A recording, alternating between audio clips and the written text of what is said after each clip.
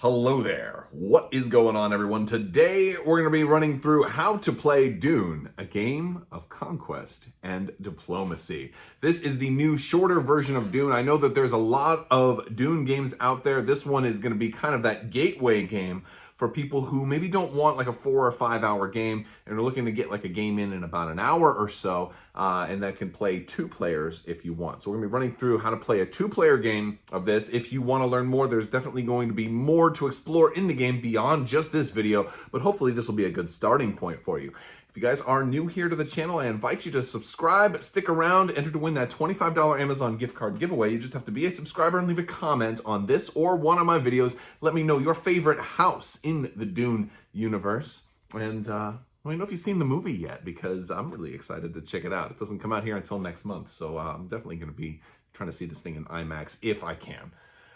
With all that being said, let's take a look at how to play Dune.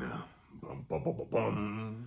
So Dune, a game of conquest and diplomacy, is played over 5 turns. Each of the 5 turns is broken down into various different phases, and we're going to talk about those. But the object of the game is to get your forces, these little tokens right here, if you're House Atreides, or these little red ones here, if you're House Harkonnen.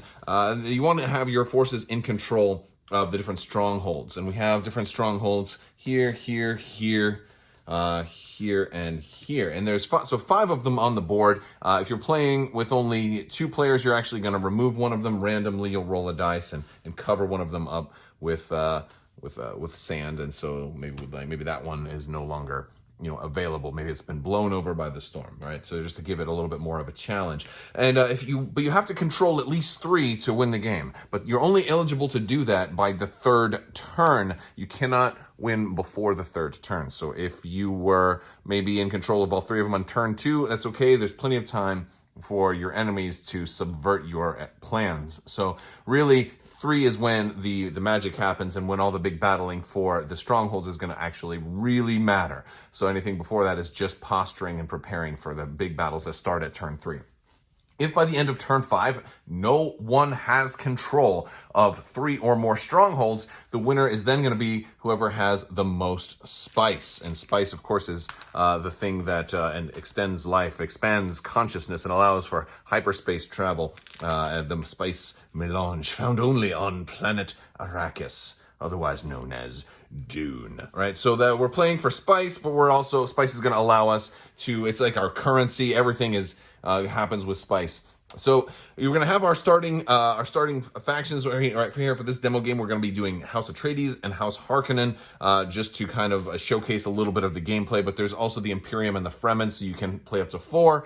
There's also alliances, and there's more about that for more advanced gameplay. But I just want to kind of get you through the basics. Now, one of the first things you're going to do is you're going to deal out trader cards. Trader cards are pretty cool. You're going to be able to deal some of these out, and there's basically a trader card for every leader in the game. And you're going to give each player 4 of these, with the exception of House Harkonnen, because like a lot of the houses in this game, everybody's got some kind of special ability. And House Harkonnen's is that they get to kind of choose their traders last, and they get basically some expert treason going in there. So maybe I'm House Atreides, and I'm like, oh, I can have.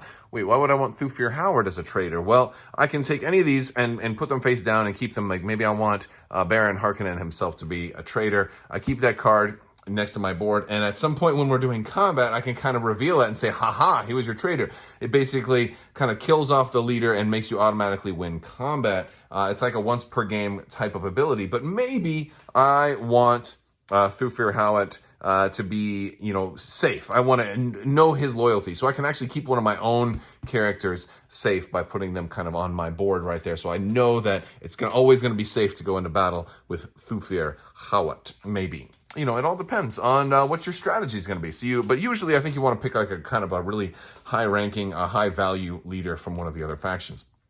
So over the different phases of the game are broken down into Storm, Spice Blow, Gain Cards, Revival, Shipping and Movement, Battle, and Spice Collection. Basically, at the beginning of the round, we're going to roll this die, and we're going to move the Storm that many that many sections. So the storm is going to be right here. And of course, when the storm is in an area, it basically kills everything. Can't move through it, can't move into it. 1, 2, 3, we're going to move right here. And we have some sand areas, we have some rocky areas. So if you have troops on the board in the rocky areas, they can survive. But if they're going to be out in the open desert, the storm is going to kill them. So it's also going to blow away any spice that happens to be on the board. Well, where does the spice come from? I'm glad you asked, because that's the very next phase, is the spice blow. You're going to pick up a spice card from the spice deck. It's going to look like one of these, and that's going to tell you where to seed spice on the planet. And this is going to tell us right here, we're going to put 6 spice up here in the Broken Land and 1 around here in the Cielago North. So we would just take 6 spice, drop some right there, and then take 6 more spice and drop some right there. And now all of a sudden we have some targets for maybe where we want to start putting our troops to kind of go pick up that spice that is out there on the board. Next, after that, we have gain cards. Players are going to be able to gain cards from the market deck and also from the battle deck. And you're each going to have different, like the market deck cards are cards that are going to be able to happen all different times of the game. And they're going to tell you basically how they play and when they play.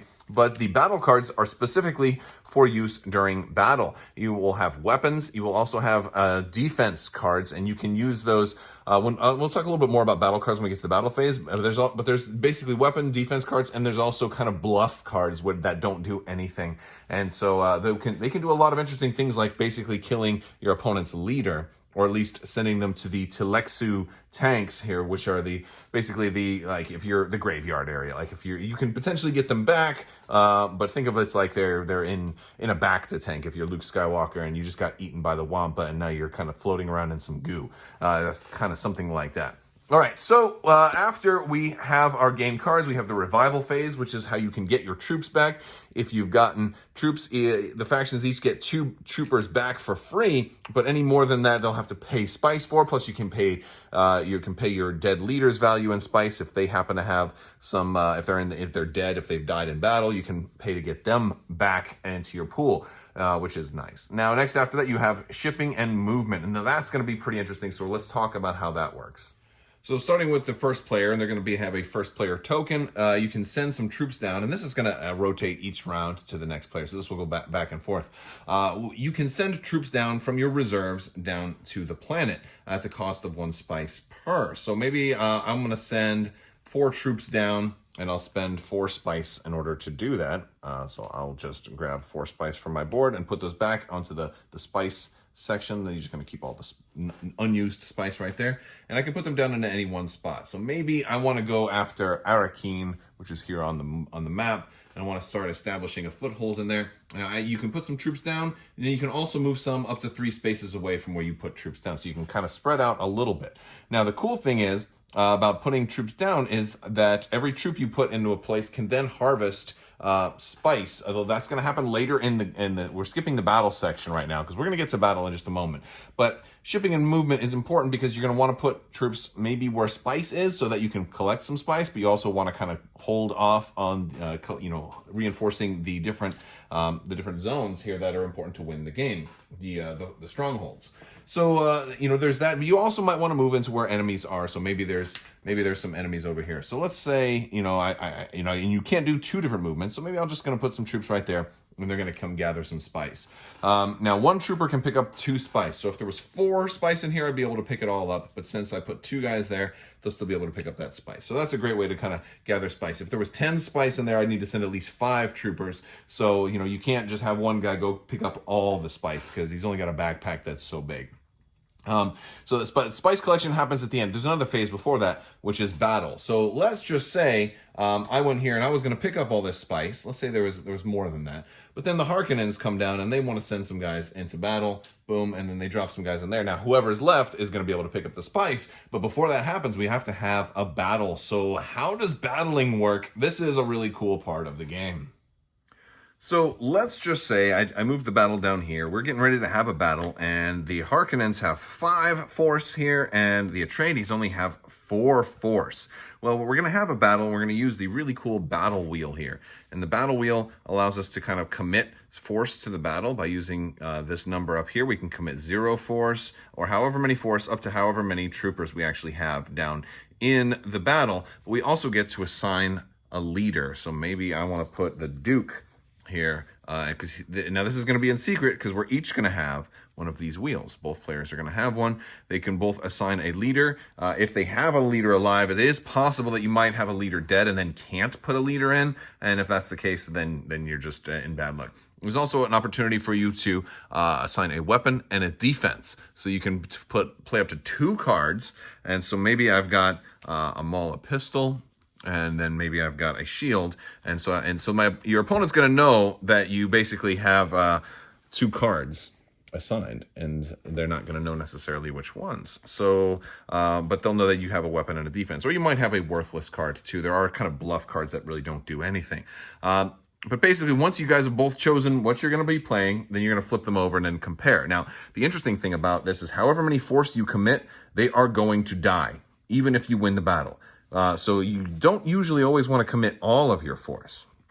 The important thing here is that the winner gets the spice, and your leader is not going to die unless your opponent kills them with a weapon. And that's one of those reasons why it's important to play a shield, because those can help keep your leaders alive. So, and if the leaders die, then they become very, very expensive to get back. So I don't necessarily want to throw Duke Leto away because he's going to cost me 5 spice to get back. And that's an awful lot, especially when I'm only fighting over 6 spice right here. And so we're each going to set our leaders. Now, if somebody has a traitor card, there's an opportunity for them to play that traitor card. Like maybe the Harkonnens had Paul Atreides as the traitor, so that's not going to work here. But if they had Duke Leto, that would instantly kill him. He would go straight into the graveyard, the Tilelexu tanks, and then I would instantly lose the battle and all my forces. But let's just say I had assigned 2 force and had Duke Leto, so I had a strength of 7. I would, even if I won the battle, let's say, for whatever it's worth, we'll say the Harkonnens used their servant, and they committed 4 of their force, because they had 5 there. They wanted to at least keep somebody left. So then they would have a total strength of 5. They would still lose the battle, so they would lose everybody. They wouldn't lose their servant unless I killed him with a weapon. I would still lose 2 force with House Atreides, but I'd have 2 left. And then when it came time to spice collection after this, I would be able to collect some, but not all of this spice, because I only have 2 guys left. They can only pick up 2 spice each. So I'd be able to pick up 4 of that spice. I'd go ahead and make a change here and put 1 back and leave that down to 2. And that's basically how combat works. There are a few extra rules with combat. Winning gets you additional spice. If you kill your opponent's leader, you're going to get spice equal to their value as well. So you're going to be able to gain a little extra spice through combat, which is awfully nice because you're only really populating the board with additional spice once per turn. And once we get to turn 3, that's when all of a sudden now you want to start moving your guys more towards the different strongholds, trying to gain control of those and trying to control 3 at the same turn. Checking for victory and seeing if you can win. If nobody wins by the time it turns to round 5, whoever has the most spice left over is the winner. All right, so hopefully you found that helpful. That was a good kind of starting primer for Dune, a game of conquest and diplomacy. If you did like what you see, I urge you to check out some more videos. Click that subscribe button, click that the alerts button, all that stuff. Check the links down in the description below. I'd love to have you join our Discord or check out some of the other links we have for social media. All of that stuff is down in the video description below. There's also a lot more to learn about the game, such as some of the other factions and their house faction bonuses, the alliances, all of the intricacies that the cards are going to play during the game. Be sure to check more of that out. There's a lot more to this game than what we just talked about, but hopefully this is a good enough starting point. All right, guys, that's all I've got for now. I hope you guys enjoyed it. I will see you guys next time. I want to thank you all so much. Big thanks to my patrons. You guys definitely help make this station, this channel possible, so thank you for your continued support. And to everyone, thank you for watching. And always remember, the spice must flow.